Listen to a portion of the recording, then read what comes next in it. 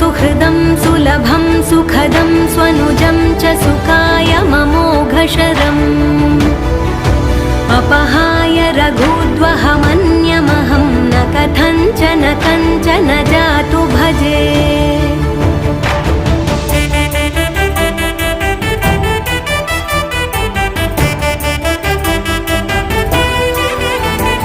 विना वेङ्कटेशं ननाथो ननाथः सदा वेङ्कटेशं स्मरामि स्मरामि।